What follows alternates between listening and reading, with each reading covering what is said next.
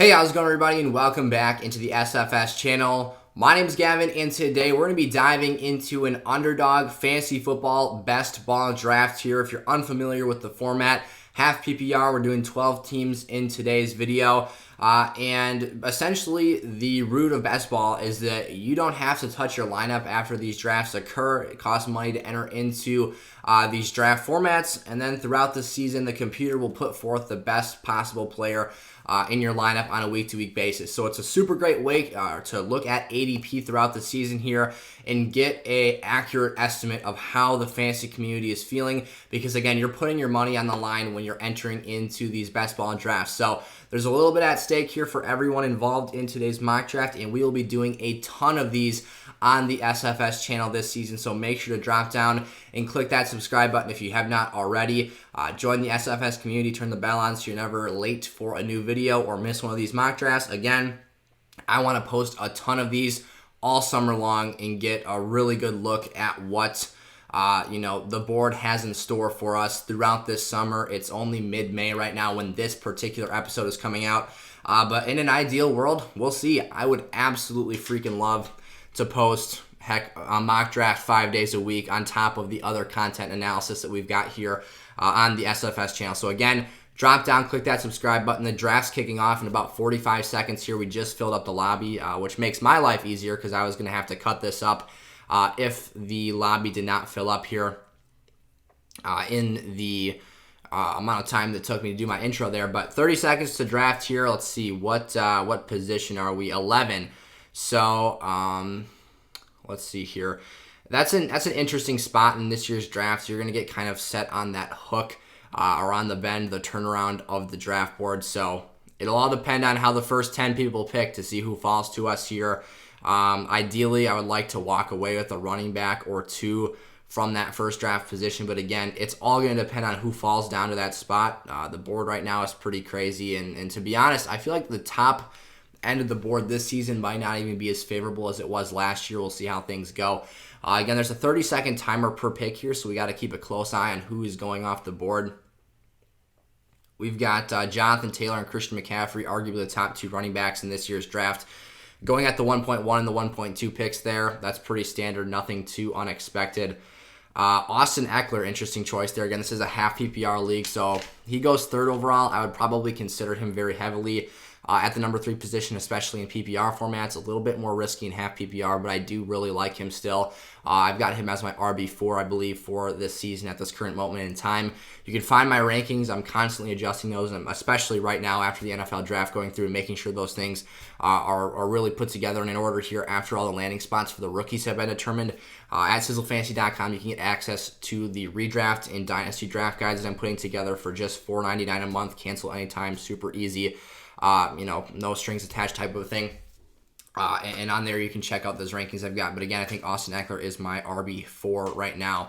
Cooper Kupp and Justin Jefferson, probably the top 2 wide receivers, go off the board next. Loving Cooper Kupp is a guy who saw his situation change minimally this offseason. Kind of swapped out Robert Woods for Allen Robinson. But at the end of the day, I think that, especially with OBJ not being there at this point in time, and even if he does end up resigning for cheap, there are still targets and plenty of them for Cooper Kupp in that offense, especially for a guy who led the NFL in receiving volume last year. So here are my picks coming up. It looks like I'm going to have the choice of either grabbing Derrick Henry, Dalvin Cook, or Joe Mixon at this turn. Stephon Diggs goes off the board here. Not a super big fan of the top end of the wide receiver position this year. I think that there's a lot of changing and evolving situations. Receiving cores are becoming a lot more crowded. So despite this being half PPR, I think my first choice may be Derrick Henry. I'd very highly consider Dalvin Cook, though.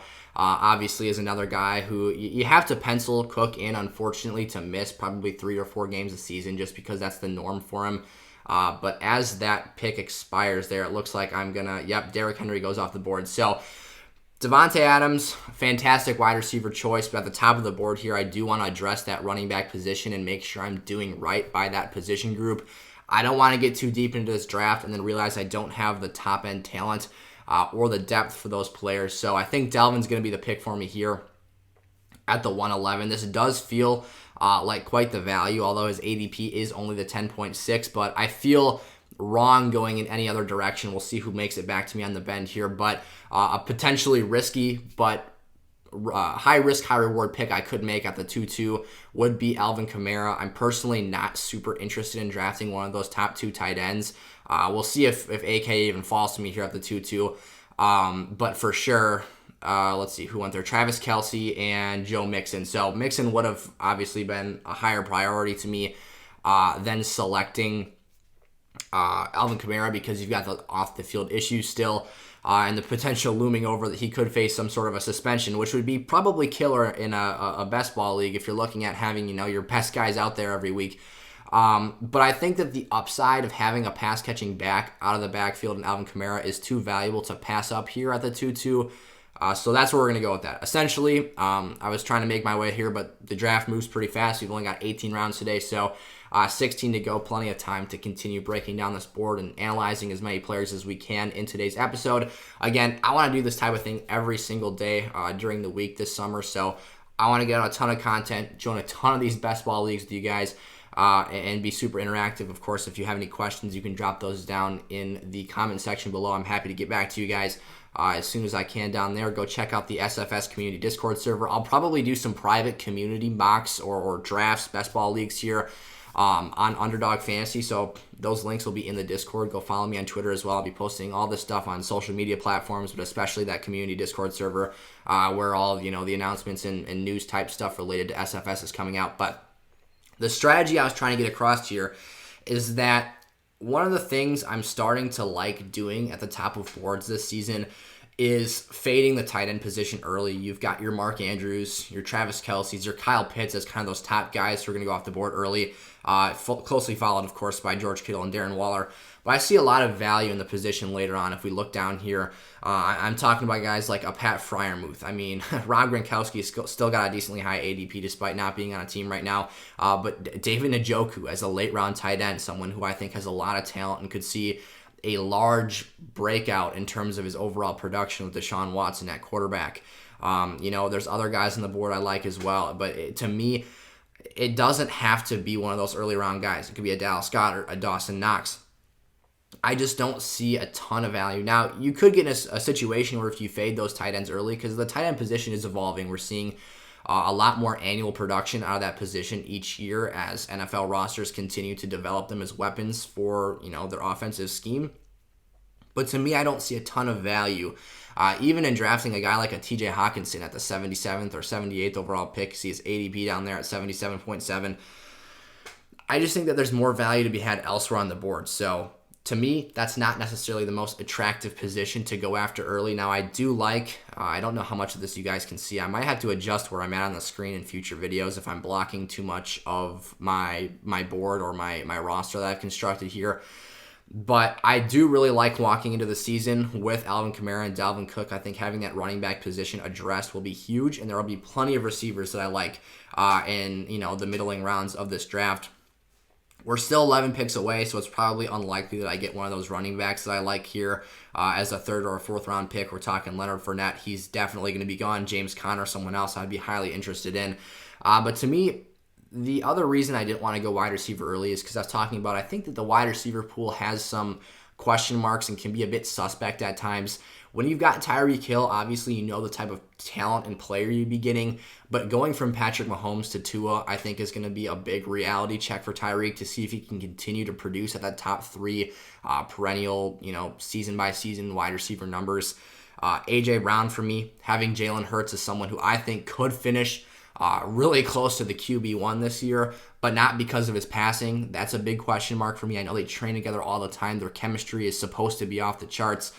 But I really, really worry about his ability to be a consistent deep ball passer. And for A.J. Brown, someone who had prime efficiency with the Tennessee Titans, that's something that really concerns me. So I'm not a huge fan of drafting him, especially in the third round. Keenan Allen would probably be my top choice there. Now, I wouldn't take him ahead of Tyreek Hill, but I probably would consider it over an A.J. Brown in a season-long league. And then you've got guys like Jalen Waddle, the flip side of that situation where Tyreek Hill's got a reality check. You've got these two kind of battling into their volume now, which is something that you have to take into consideration and obviously be realistic with yourself about.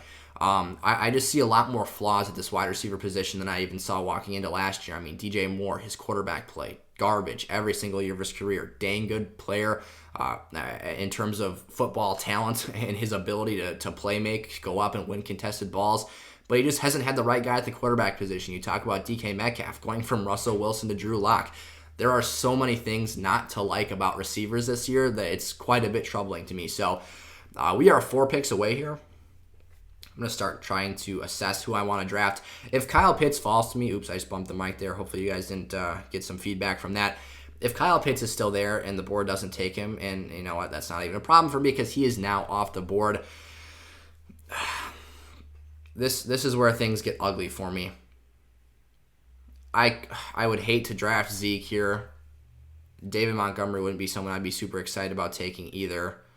I might get myself into kind of a pickle with having players I'm not super excited about. Waddle's off the board. Pittman would be someone with nice upside. I don't like his weekly floor. Deante Johnson would probably be my favorite option at this point in time, but it's not like I see him as some perfect player either. Moving situations with quarterbacks, not having that volume. All right, we got to make a pick here. Not super interested in going quarterback with Mahomes either. I could just say screw it and go Mike Williams for the upside, but that'd be my number 1 wide receiver position. It is best ball, so you're going to get some absolutely monster weeks out of Mike Williams. That honestly might be the route, considering, again, this is a best ball format. Deante Johnson is not someone who I see as a super high ceiling player. So I'm going to take Mike Williams there as my wide receiver 1. Thankfully that this is a best ball format. Whenever he has those stinker weeks and puts up an egg, he can get subbed out for someone on the bench. We'll be drafting a heavy amount of receivers down the stretch here. And if Deante falls to me at the 4-2, that's great. I'd also be happy with the Hollywood Brown, who has got a situation with obviously DeAndre Hopkins suspended for 6 games and then having that chemistry with Kyler Murray. Obviously, those two played at OU together, and there goes Hollywood off the board there. I might take Amari Cooper here over Deante Johnson, as a matter of fact. That's something I would be definitely interested in doing. With him being tied to Deshaun Watson. Deshaun Watson has produced some really great fantasy seasons. And I think that's exactly what I'm going to do here. We're at the 4-2. Amari Cooper's ADP is a little bit down there, but I'm not super attracted to a Cam Akers or Ezekiel Elliott at this point in time. Cam Akers does have a high ceiling, but we've already addressed that position twice. Not that that's the most important thing in the world. But at the end of the day, what this comes down to is ceiling for me. It's not a full PPR format, and I want Amari Cooper's upside with Deshaun Watson at the helm. I'm going to pass up Deante Johnson there. Essentially, what I was trying to get at there, that once you're on the clock, your picks move pretty fast, so I can't do too much talking, but we've got this nice chunk of time, 20 or so picks before my next selection. When you talk about going from Ben Roethlisberger, who had little to no ability to push the football downfield this past season or the season prior to that, really the only year that Deante Johnson was getting significant downfield targets or quality downfield looks was 2019 in his rookie season, when we're talking about Duck Hodges throwing him passes, when Ben Roethlisberger had the Tommy John surgery, the elbow injury, and was out for a long period of time. After that, Deante Johnson's efficiency as a fantasy player has been terrible. And efficiency is something you love to see at the receiver position because that tells you that they're able to do a lot with the targets and the volume that they're getting.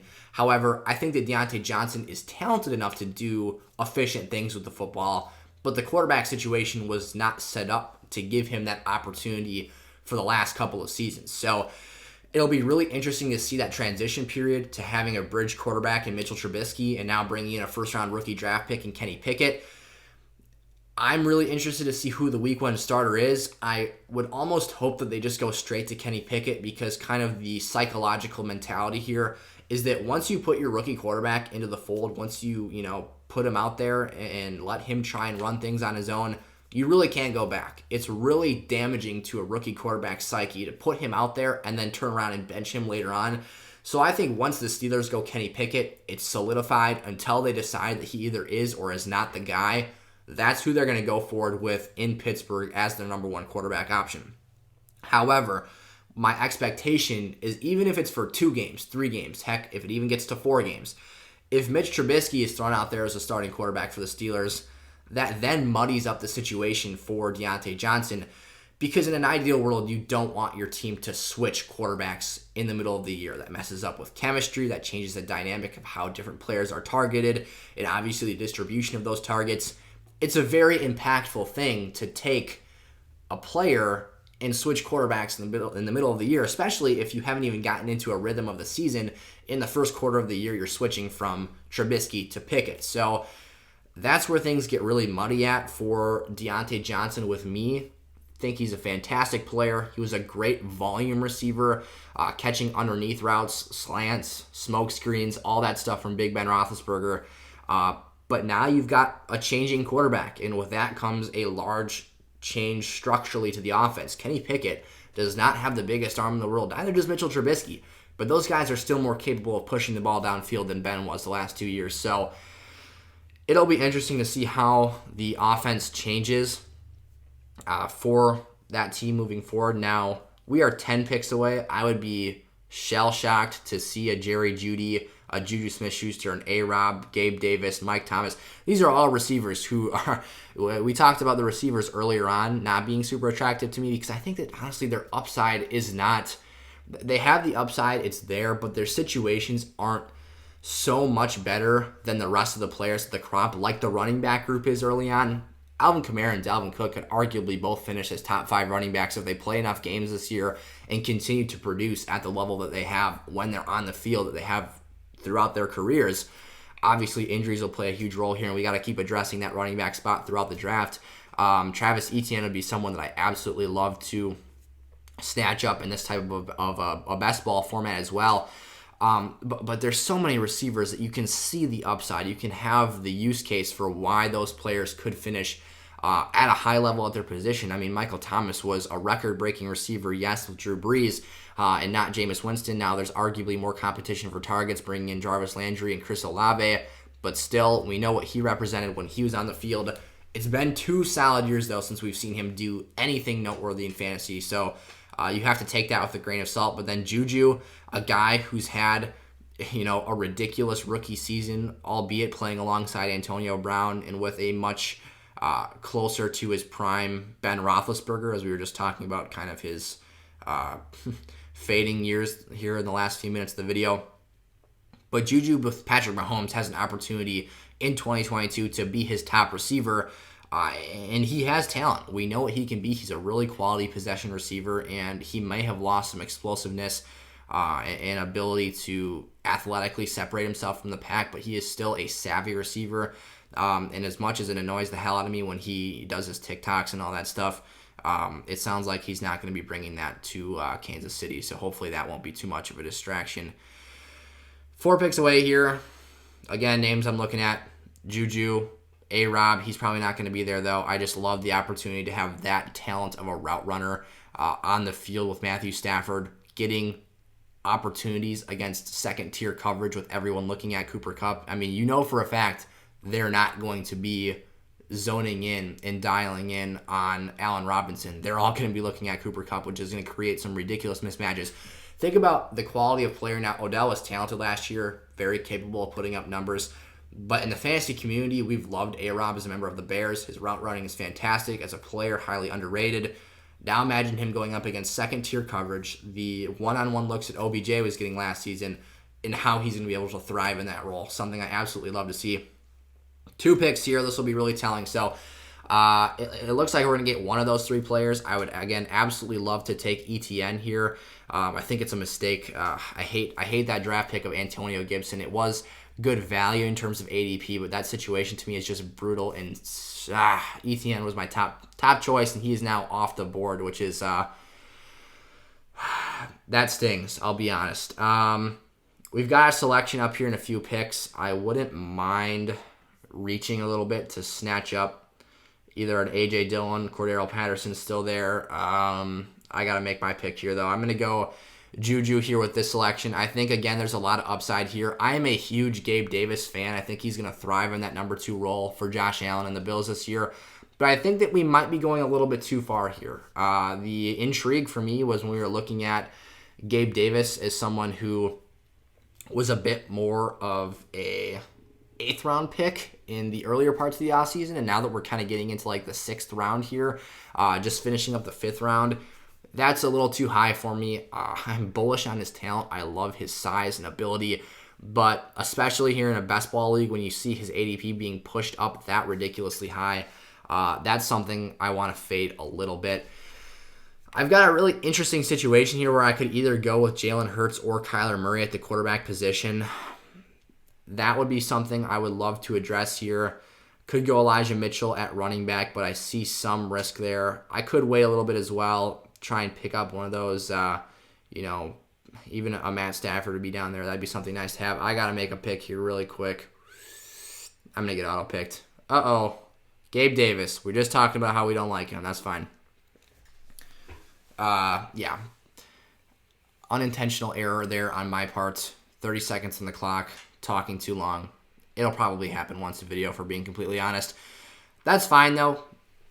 Got me that upside. I mean, really what we're trying to do here in these best ball leagues is give yourself as much upside as possible. Floor is not something that I see as super valuable in these type of formats because you're going to get the best opportunity or the best option available on a week-to-week basis depending on who produces.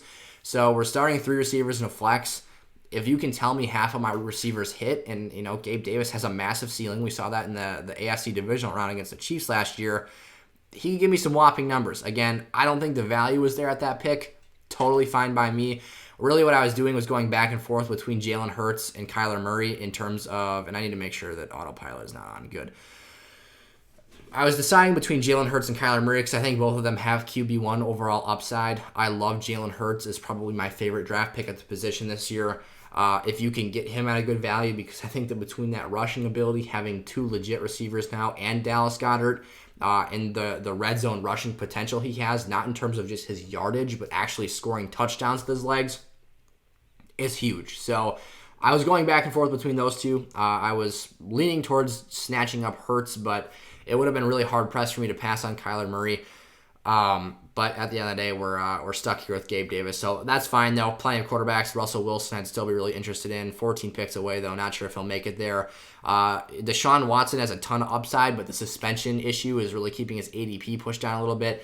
Derek Carr is someone who I think has a chance to be this year's Matt Stafford, if you will, in terms of a quarterback who just got a bolster of an upgrade at the wide receiver position, bringing in Devontae Adams to the room there, still having Darren Waller, Hunter Renfrow, and a stable of backs that can do some damage. They're not necessarily all like elite players per se.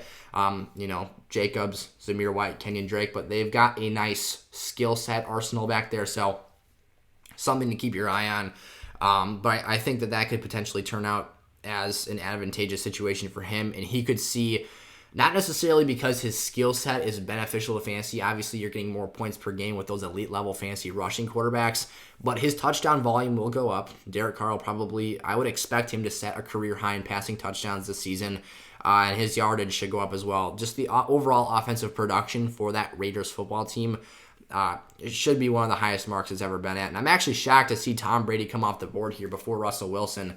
Yes, I think Denver will have a heavy ground game this year because I think they can be a super balanced football team.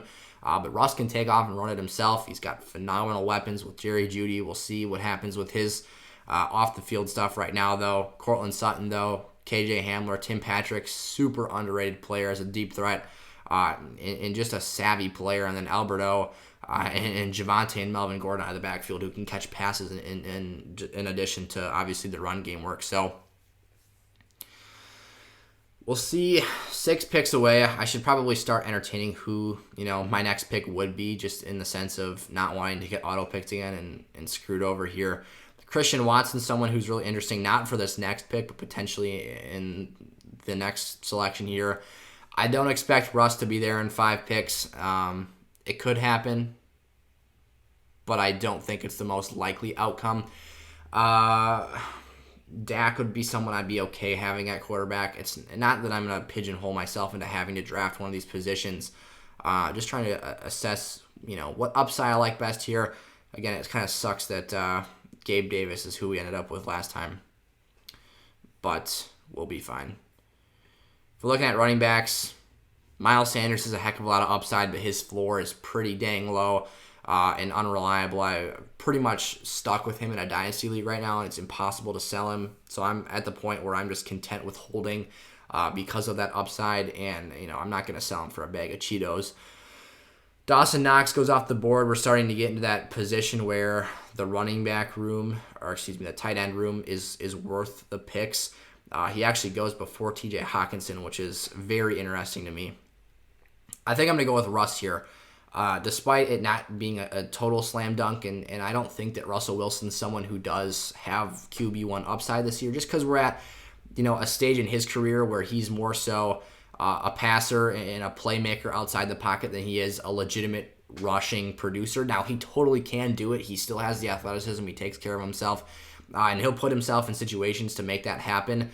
But I do feel very comfortable with him as a middling QB 5 to 7 if he plays enough games this year. Hasn't missed a game or any time in his career outside of that finger issue he had last season, the mallet thumb or mallet finger. It was a finger, I believe, not his thumb. Well, obviously the thumb is a finger, but we're going down a rabbit hole right now that we don't need to be. We're on the clock, so we'll continue that discussion in just a second here. Let's see, who did... Sanders went off the board, and Kenneth Walker got picked pretty dang high there too. Okay. Because Cornell Patterson, and this isn't a pick that I feel super excited about, but because he has running back eligibility in this league, I'm going to pick him here. I'm very interested in the fact that Mike Davis is no longer a Atlanta Falcon. So you're looking at CPAT as the lead back for the Falcons. We saw the upside and the ceiling that he had last year. And the fact that they lined him out as a boundary receiver and throw the ball to him downfield now, they do not have Matt Ryan anymore, which is a huge deal because obviously Marcus Mariota or Desmond Ridder, I would argue, definitely lowers the offensive ceiling for this Falcons team. But the versatility is what I drafted there because, again, I have Alvin Kamara and Dalvin Cook on this roster already, so it's not like I'm fishing for a ton of floor because I have that in those two players, assuming they're healthy and available on the field. What Patterson gives me is the chance to score 30 points in a given week, even in a half PPR league. We saw him last year have a ton of touchdowns. Now it's something that could definitely regress back to the mean this season.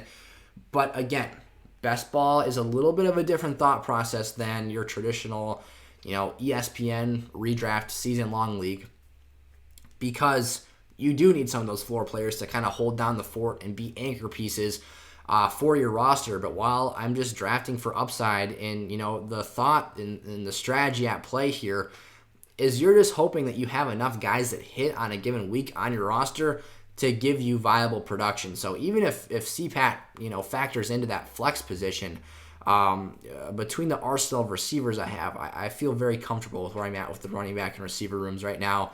And the next few picks here, I would consider starting to entertain the tight end position. Dallas Goddard, someone who I would be interested in. As we continue to get down the board here, there's a couple more fantastic quarterback options. I'd at least like to walk out with one of them. I'm just going to make a mark here of Jamison Williams because I am very interested in what he represents in terms of upside and ceiling. Damien Pierce is a late-round running back. Could be a guy that finds himself in a starting role. Pat Freiermuth. I'm just going to start putting these guys up on the board and actually... my face cam might, in theory, block some of these at a point, but hopefully not. And I think, too, one thing I'll change for next video is that my camera, where it's set up in my studio, I think I'm going to flip it to the other side of the studio because when I'm looking down at my computer screen, it looks like I'm looking away from the players. So just a little thing to fix there. Justin Fields is a late-round QB. He's actually someone who has a lot of upside. Again, not a super safe floor, but if I'm looking for someone to give me some rushing ceiling, that could be a way to go, taking that year two jump, although it's not going to be easy when you consider A-Rob's taken out of that situation. He's got probably an average at best offensive line, and Darnell Moon is your wide receiver one, who's a very talented player, very good at separating downfield, but I'm not so sure. If I was a second-year NFL QB, if I'd be super comfortable with that. They've got great chemistry. You heard every time you watch the Bears game, you'd hear about how they were working together off the field and putting in that grind outside of typical team practice and whatnot. But definitely not someone who is an ideal number one receiver for a team. I'd say he's best as a super good complementary number two for that offense. And he thrived in that role alongside Allen Robinson last season, where he was the most productive receiver on that roster, and even in his rookie season, obviously flashed a lot. But when he would, if you've been following the NFL since 2020, I'm sure you've seen the highlights of him just baking Jalen Ramsey downfield just to be overthrown or underthrown by 5 yards apiece.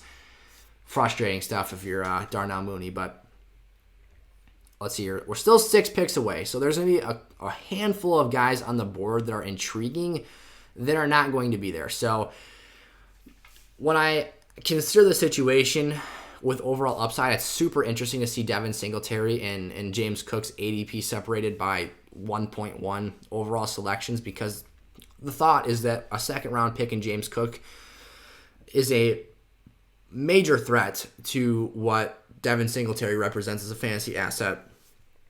I would probably draft James Cook over Devin Singletary for upside alone. I'm interested to see if by the end of the summer that holds true. Once we learn more and see more preseason, how and there goes James Cook. So I'm never going to even have the opportunity to draft him. I am definitely not drafting Devin Singletary. That's something I will not be doing. I might just jump up the board here at this next pick and at least think about, with my second pick here, taking Damian Pierce. We'll see how early he ends up going. I've got 2 selections before my pick here. I would be hard-pressed not to just, because, at my next selection here, Pat Freiermuth and Damien Pierce are not both going to be there. I've already got the quarterback position squared away. Not super interested in taking a passing quarterback like Aaron Rodgers, who doesn't give me much rushing upside, especially when I've already got that group kind of locked down. I think the most upside in this round for me is honestly to draft Jamison Williams. I think that he's got a better chance. I've really liked comping him in his use case for Detroit, despite having Jared Goff and not a super great downfield passer at the QB position. I think he could be used underneath a lot, like you see Jalen Waddle, and that's something I've been seeing kind of talked about in the the fantasy community, is that he has a lot of volume potential. The athlete he is, he can separate underneath. I mean, this is a 4.3 40-yard dash type runner that can do things that are totally special with his athleticism. So I like him over Robert Woods, playing potentially the number 1 role in Tennessee, but I don't think he's necessarily the same type of a player as A.J. Brown is. I think that role obviously gets pushed towards Treylon Burks' plate. And then, I just don't see the number 2 position in Tennessee's offense being a super valuable role. Chase Claypool, I've got a lot of question marks. I think it's totally within the realm of possibility that George Pickens comes out and impresses more so. So now the question here is, do I want to risk it for the biscuit and go with Damian Pierce, or do I want to draft Pat Freiermuth, who's a tight end I really like? I think I'm going to wait here. I'm going to star up Njoku. I'm going to see if I can just snatch him up and maybe one other tight end later. But I'll take Damian Pierce here a little bit early, overdrafting slightly. But what I'm picking for here is the upside of potentially landing that lead running back spot with the Houston Texans. And now I've got a 4-man running back group that I feel really good about here. Between those 4 players, you've got Dalvin Cook, A.K., CPAT, and Damian Pierce. Again, nothing is guaranteed for Damian Pierce, especially early in the season, but I do feel good with that stable that I put together. Lots of upside there, and if he does take over as a 3-down back, I know that he's a fairly polarizing player. There's some people in the fantasy community that are total non-fans of Pierce. They don't think he'll be able to take over Marlon Mack or Rex Burkhead. I think that there's going to be an opportunity where either Marlon Mack is not available for a week, or they just determine that he's a better prospect, fresher, younger legs, and send him some touches. But again, I only have to start 2 running backs a week here in this format.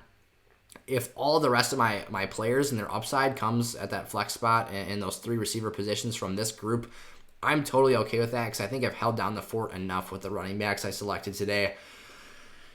I would still draft Pat Freiermuth. The reason that I went with Pierce again over Freiermuth is because, as I was talking about, Deante Johnson's red flags, Chase Claypool, George Pickens, Pat Freiermuth is the next name there, and we haven't even mentioned Najee Harris in today's episode. So there's a ton of skilled position players and playmakers on that roster that are in severe need of volume to produce, but there's only so much volume to be had in that offense. Now, you would hope that efficiency-wise, they would improve from the last 2 years under Ben Roethlisberger, and you would hope that their offensive ceiling and production wouldn't dip because it wasn't that high to begin with Big Ben.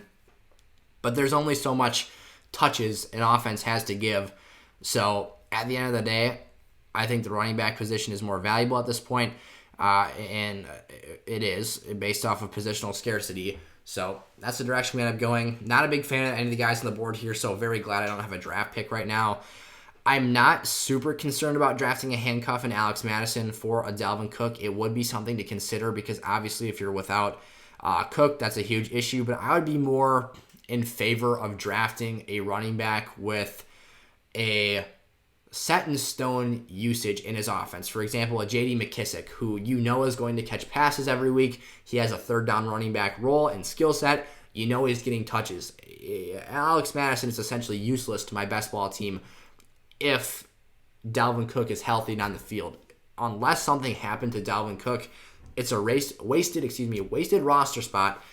And with the lacking transactions in a best ball format, it really provides no upside to even having him in your lineup, where McKissic could potentially catch a ton of passes in a given week and produce a legitimate lineup-worthy spot for you. So, again, that's why upside is king in these best ball drafts. Slightly different thought process as opposed to your traditional, again, season-long league where you might be comfortable drafting, a guy who you're planning to use week 10 and beyond, whether that be a handcuff for your eventual top pick that gets injured or suspended or COVID protocols if they're even going to do those this year. Whatever the case is, there's a reason at times to draft handcuffs in season-long formats. But in best ball, I'm going for the guy who I think could get me the most points on any given week, obviously, because that is the goal here. 6 picks away. We're in the 11th round of the draft, so 8 picks left for me.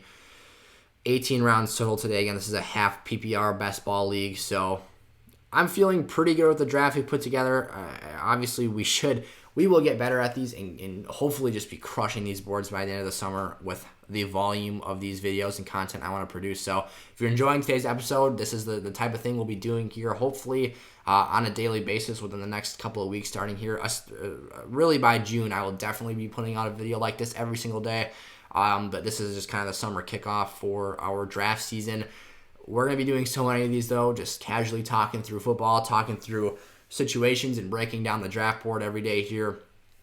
And that's kind of the beauty of these things, is that as players go off the board, I can kind of talk about them a little bit, give you my 2 cents on what I think about them as players. Situations will evolve throughout the summer. Guys will get injured. Last year, probably the biggest summer event was Cam Akers blowing his Achilles out, and obviously a late first-round pick in 12-team formats became useless, and then we had to try and figure out where we value Darrell Henderson at, and eventually they'd go out and trade for Sony Michel, but that obviously wasn't super relevant at the time.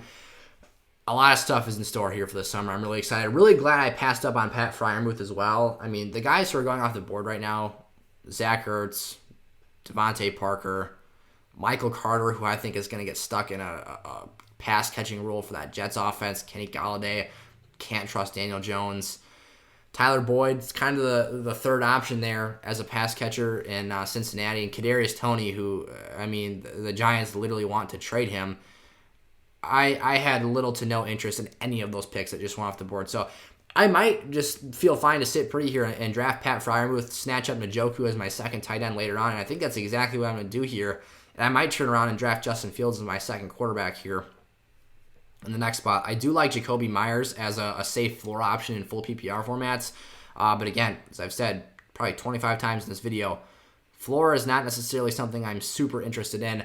Pat Freiermuth is not someone who I'd consider to have a super elite ceiling at the tight end position, but I do think that he can have consistent production, which is something really hard to find. And that's, he's going to have a bye week, so obviously we need to draft another tight end so that we're not looking at a week where we don't have someone factored into the lineup. That's why I want to draft Njoku there. Once we get closer to his ADP, I'm fine reaching for players that I really like and want to go after. That's my guy, going down the stretch of this draft here. But what I don't want to do is, wait too long and then see the name off the board that I'm really bullish on here, eventually not available. So just peeking at the running back position to see kind of who's left, who's got upside for me, who I would be intrigued in. I might just throw a dartboard at Tyron Davis-Price later on. J.D. McKissic, someone I talked about, again, having weekly lineup potential. I'll look at this after this is off the board here, though. I don't want to get I don't want to get caught in a pickle and auto-drafted. Tua is really interesting to me because he has the weapons now, but I'm not sure if he has the fancy skill set. Because I have Russell Wilson and I'm comfortable assuming that he's going to produce every single week, I'm going to draft, did I get him off there? Yes, I did. Justin Fields with a tenth of a second to go on the board, if that's how you want to break it down. As my number 2 quarterback, I'm really just looking for the upside there. If he uses his legs and picks up a bunch of yards, that's going to be very valuable in a fantasy format, obviously. So whenever Russ has that off week, hopefully Justin Fields is able to hit and take care of business there. So 19 picks away again. So it's 20 picks in between my selections here. It might be getting closer to time for David Njoku, but I could maybe even wait till my 3rd pick from now to address that spot. Jahan Dotson, someone who has a lot of upside. That's an interesting situation. Albert O, if I did want to draft a tight end earlier, although there is some debate to be had this summer between Albert O and Greg Dulcich. I personally think that being the bigger and faster target, Albert O and a guy who their organization's been high on since they drafted Noah Fant even, I think Alberto has the best shot to be the 2022 productive tight end for this offense. However, new regime in the front office for Denver. Greg Dulcich was their draft pick, not Alberto. It's kind of like the whole situation where you had, I forget which way it was, but Tyler Higbee and Gerald Everett for the Rams. They changed front offices after, I believe it was Tyler Higbee was the first draft pick, and then they went in and brought in Gerald Everett. Whatever. I mean, KJ Osborne's a really interesting name to look at here too, with his potential to maybe be the number 2 receiver in that Vikings offense this year. That's someone I'd be interested in throwing a dartboard at. We haven't picked a receiver in a few rounds here. Still 15 picks away, though, so a lot on the board can change. David Bell is interesting. I don't know how fast he's going to break out, though. That would be my one concern there, is that you might really only get 3 or 4 games. I mean, think about Rashad Bateman, someone who I'm super bullish on, was really bullish on last year, especially now that Hollywood Brown is off the Ravens roster. He basically has the path to step up as the number 1 if that's what they want him to be. But he didn't, in his rookie season, give you too many eye-popping games. Now, his routes were fantastic. The plays that he made were very nice. Really crisp route runner, really polished player. But in terms of the fantasy production he gave you on a week-to-week basis, it was fairly limited, and we talk about them as very similar players. Carbon copies, I'd still rather have Rashad Bateman. I think he's a better athlete than David Bell is, but catching passes from Deshaun Watson and having an opportunity to be the number 2 pass catcher in that Cleveland offense. Njoku's going to compete with him. You're going to have Kareem Hunt out of the backfield. You're going to have Donovan Peoples-Jones there as well. It's at least an attractive situation, something that you want to consider just because of that upside. Overall, I'm feeling pretty good about today's best ball draft.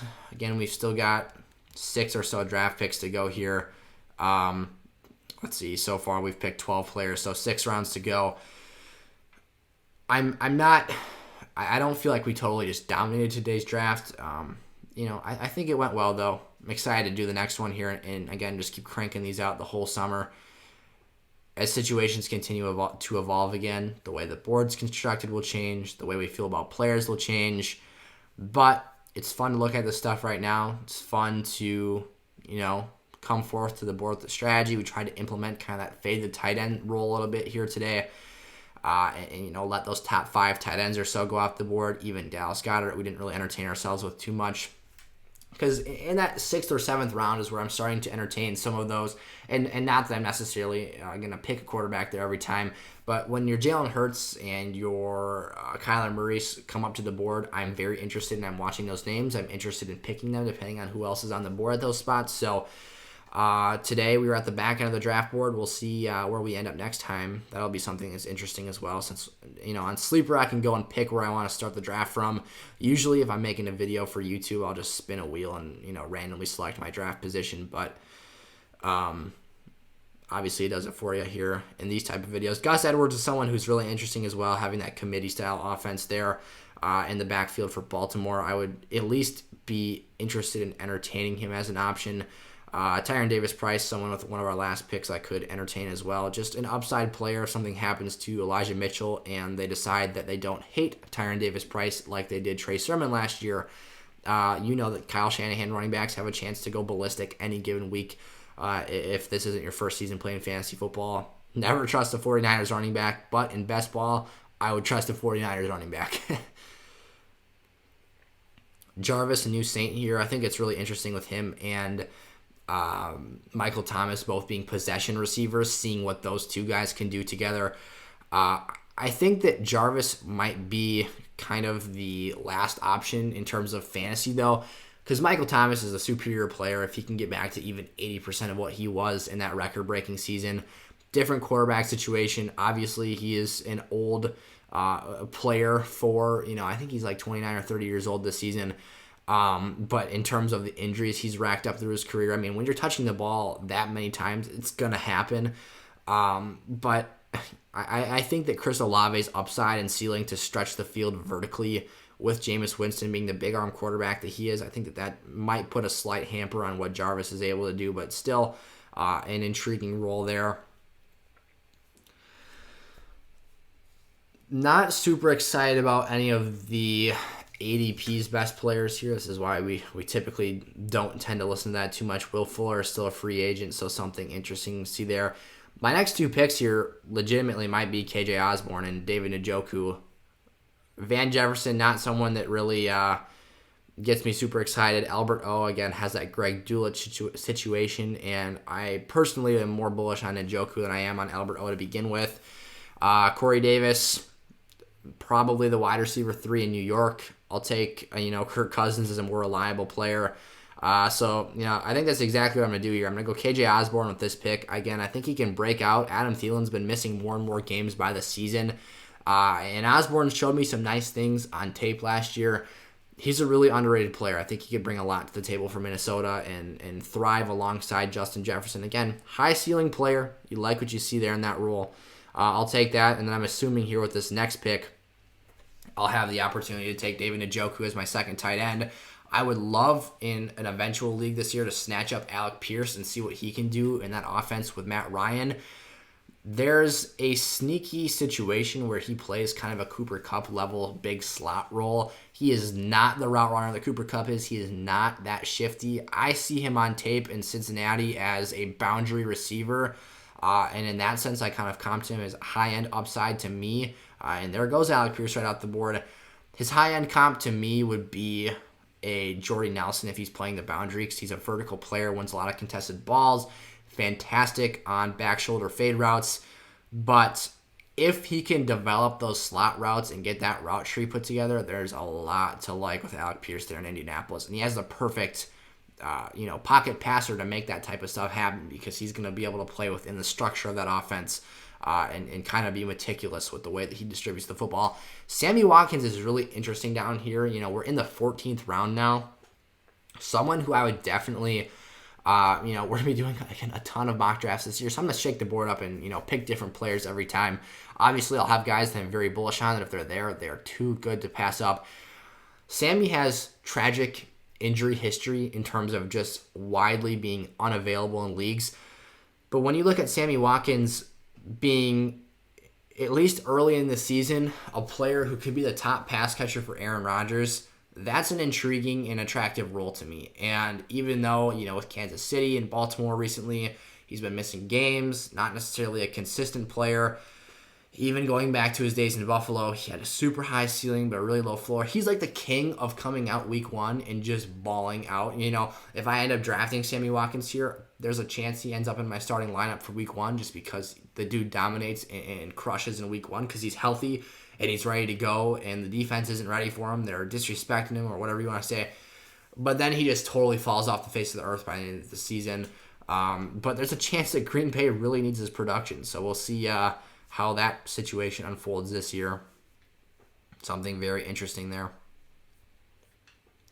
Really liking how this team's coming together again. Russell Wilson and Justin Fields at the quarterback position. 4 running backs as of right now.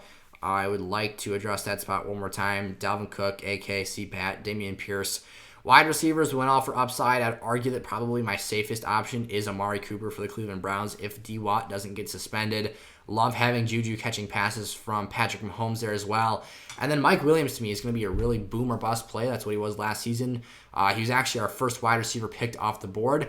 But when you talk about having Justin Herbert being able to launch him the football and give you massive weeks, I'll plug and play that into my lineup any day of the week that he wants to go ballistic. Jamison Williams, I think, has a strong case to be a heavy breakout wide receiver option this year. And then Gabe Davis and KJ Osborne have really nice upside on any given week. And I think that their traits are pretty good. Obviously, I think Gabe Davis is probably the better player. He's got the better size, the better frame, and the better quarterback. That's why he was drafted quite early. You see there, he was pick 62 overall, an auto-selected pick. So, unfortunately, I was trying to draft either Jalen Hurts or Kyler Murray, but then ran out of time. When you're on the clock, 30 seconds goes pretty dang fast. Gus Edwards is someone I'd entertain here. Again, having a goal line role for that Ravens offense. He will get a lot of red zone carries if he's available to play. Obviously, he had the devastating injury to him and J.K. Dobbins. That Ravens backfield was a mess last year. But I expect him to pick up where he left off. He had gotten a contract extension just before becoming injured, or maybe it actually got extended after the fact. I think it was before, though. It'd be pretty shocking for an NFL team to give a contract to someone who just got a season-ending injury. I'll also queue up J.D. McKissic there just in case, obviously having a pass-catching role. Matt Breida is someone I don't think enough people are talking about, and I'm not going to pick him in a best ball league, but if you are a Saquon Barkley owner, you best draft Matt Breida, who is the current handcuff to Barkley. In a season-long league, you don't want to be without Saquon, and he has missed a hefty amount of games for any top running back in fantasy. Killer to your season if you don't have that handcuff. And they let Devontae Booker, who was their lead reserve last year, he's off the hook. He's a free agent now. So, a few interesting names. Not really sure if I want to dip back into the quarterback position, and something I should probably actually be a bit more mindful of here. In future, not that it's, again, make or break, but bye weeks, I see I've got a lot of similar buys, which could end up being costly here in a best ball league when you need the best guys in your lineup every week. So, thankfully, Gus has a Week 10 bye. That could give me an opportunity there. McKissic would put me at 3 running backs the Week 14 bye. That would probably be not so great. Tyron Davis-Price, Week 9 bye. Again, not something that is killer or that you really care about at all in a redraft league, but when you don't have transactions in a best ball format and you could punt a week at the end of the day, who cares? But if the fantasy playoffs are starting in week 14 or 15, that week 15, 16, 17, I think that's probably what the structure of this is most likely. But nonetheless, you don't want to have a ton of your guys out of the lineup and have a guaranteed loss if you need a big win down the stretch of the season. 15-11 coming up here. Again, I'll probably draft one of those 3 running backs I've got queued up. Looks like Sammy Watkins is still on the board. Yep. Josh Palmer, another interesting name. Could potentially step up and be a productive player for Justin Herbert in that offense. John Mechie, another interesting name. Julio Jones is still a free agent, although I really don't expect him to play many games. AJ Green's an interesting best ball name at receiver. When you take a look at and just consider the situation with Hopkins being suspended for 6 weeks, that would leave AJ Green and Marquise Brown to really be the top 2 options, especially with Christian Kirk out of town. More volume for everyone involved there. We'll worry about those names when we get farther down the board. For me right now, I'd love to get my hands on Gus Edwards just because relatively factoring in the bye week situation, a Week 10 bye is something I don't have right now. And again, really Gus's most valuable production is going to come when either Dobbins is out of the lineup or when he happens to get multiple goal line carries in the game. But he is someone who will be factored in situationally for that Ravens offense. Taran Davis-Price, someone who I'll definitely be drafting this summer. Doesn't really have anything guaranteed. 3rd-round pick, though. So if he gets some of that goal line work or somehow takes over the San Francisco committee, and, of course, there goes Gus Edwards. So screw it. We're just going to pick Davis-Price here, see what happens. A slightly unique buy, not to the overall team, but to the running back position at least. With that Week 9 bye, we've got, Russ on Week 9 bye as well, Amari Cooper. So some fairly good players will be out of the lineup that week. But Another interesting option here would be to, go after a Marlon Mack, who should be the lead rushing downs back for that football team, but we'll see again what ends up happening there. Like I said earlier, though, McKissick, when he's got that week-to-week volume, is pretty nice to have. Jared Goff ends up going here. I've got every position filled here, so at this point, we're just drafting for upside. Marvin Jones could still be productive for this Jags team, but he could use a little bit more volume. Obviously, he's getting up there in age as well. I'm tempted to just throw a dart at the board here and take Marlon Mack and see what happens. I'd be putting 2 eggs in the basket of the Texans' backfield, but it would. There we go. We got out drafted J.D. McKissick. That's fine with me. We took too much time there. Was indecisive in my selections, and at the end of the day, I get the guy who is probably going to have more of a guaranteed role, because at this point in time, while Damian Pierce is the RB3 on the depth chart, not guaranteed any touches again, we know McKissick's going to be out there again at Week 14 bye, not ideal. But he'll be out there catching passes on a week-to-week basis. But I would be shocked if Marlon Mack doesn't overcome at least Rex Burkhead for those rushing down, those early first and second down touches. I don't want to have 3 guys from the Texans with a low volume, or sorry, not low volume, but if they aren't able to sustain drives, it will be quote-unquote low volume. But a low production ceiling offense, I like John Mechie a lot, but I don't want to pick him and invest too much into a high upside format into that team there. I would consider A.J. Green here. I think that he's interesting. I love OBJ as a wide receiver too, and a guy who can be super, super freaking efficient if in the right situation and circumstances, obviously. However, my issue with OBJ is that he's torn the same ACL in his knee twice. The same ACL has been torn twice, and it was in the Super Bowl. So you've got a late season, second-time ACL surgery, which to me, I can't imagine that he's going to play more than a handful of games this year. It took him so long to recover from the first ACL surgery that it's a big issue and something I'd be very concerned about here. In round 16 right now, by the time the pick gets back to me, it'll be round 17. So I've got 2 selections left. I could maybe draft another quarterback. That's something that I really want to do, though, because I feel very comfortable with where that position group is at right now. A.J. Green will be my most ideal pick, but being 15 spots away, don't think he's going to make it back to me. These later rounds could be critical, because you could talk about getting someone who is a deep sleeper and could ultimately be very productive for your team.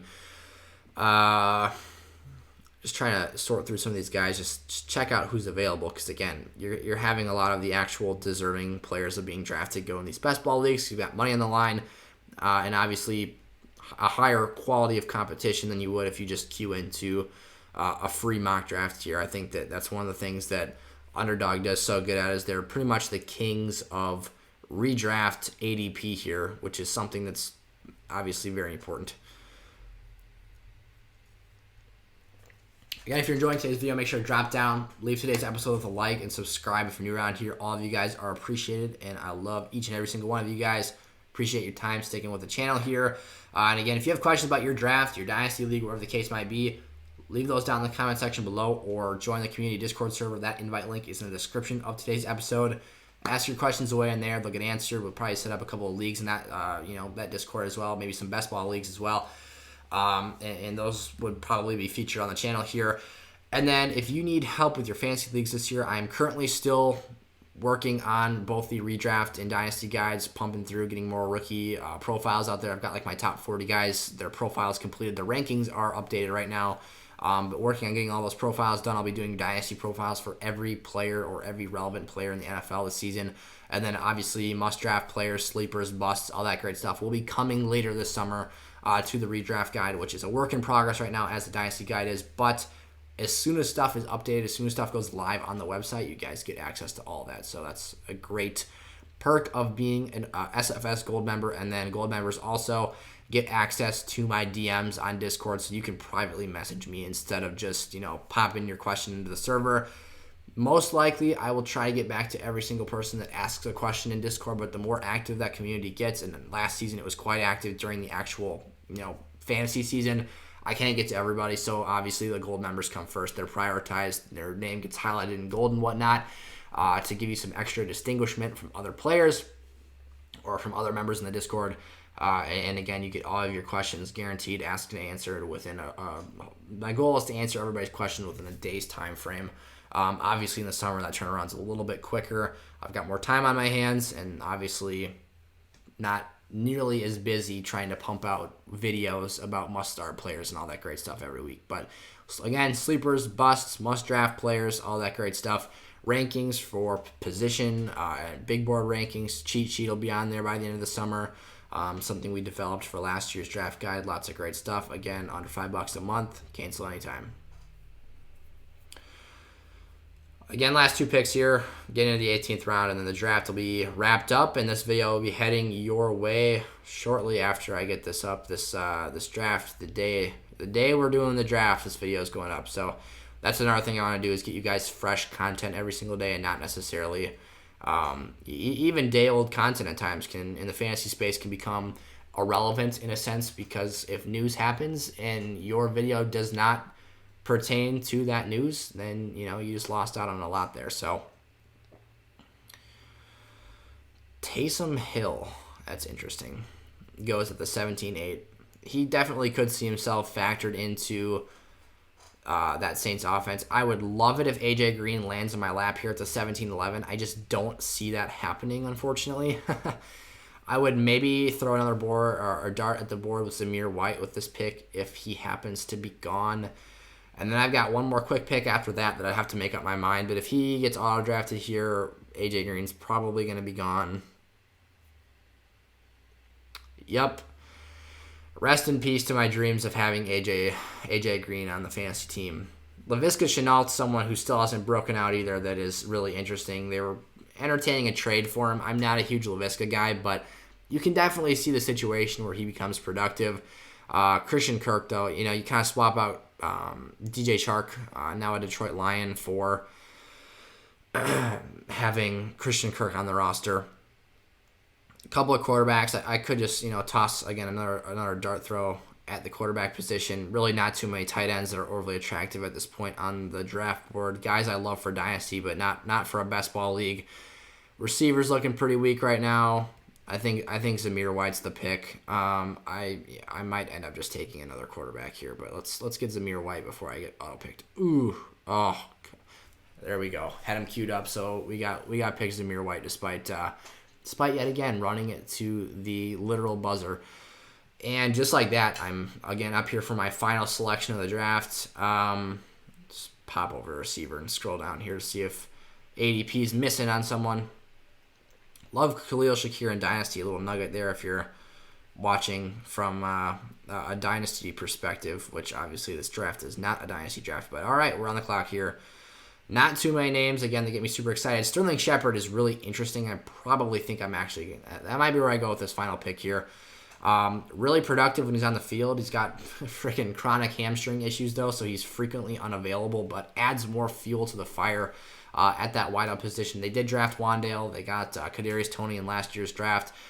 Kenny Galladay's still in-house, but to me, I think that he's probably the highest ceiling player, the highest floor player in that Giants pass-catching room when healthy. Again, big asterisks against that when healthy marker. He's had concussions, hamstring issues all throughout his career, but that will cap off today's mock draft. Super happy and satisfied with the way things went today. I cannot wait to post this video and get out more episodes for you guys. Remember, like and subscribe if you're new around here to the SFS channel. We'll break down the team here in just a second, and then head on out, get you guys sent on your way and prepared for the next episode coming out. Hopefully I'll post a YouTube short or something of that nature again today and on a daily basis. I'd love to get multiple videos out a day to you guys because I just want to be crushing this stuff all summer long. But Russ Wilson, Justin Fields are the two quarterbacks for this team. I feel very comfortable with the rushing upside I've got there with Fields, and then obviously just the player that Russell Wilson is. Dalvin Cook, Alvin Kamara, Cornell Patterson, Damien Pierce, Tyron Davis-Price, J.D. McKissick, and Zamir White.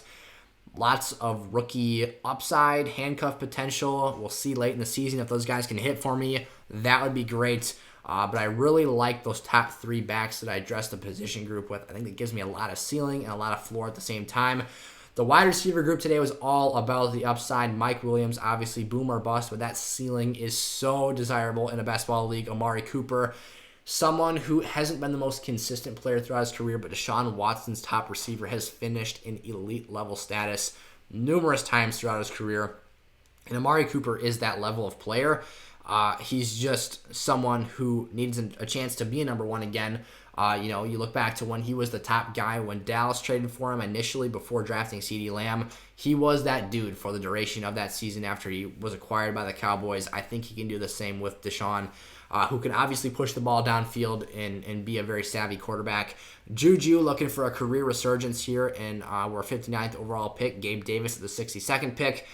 Number 2 option, thriving against second-tier coverage with Stephon Diggs on the field. Jamison Williams, by far the guy I'm most excited about as an underrated rookie prospect in redraft leagues this year. I think he has a ton of ceiling, again, to be used underneath like Jalen Waddle and get a ton of volume. Him and Amon-Ra St. Brown, I think, will thrive cohesively and coexist very well together.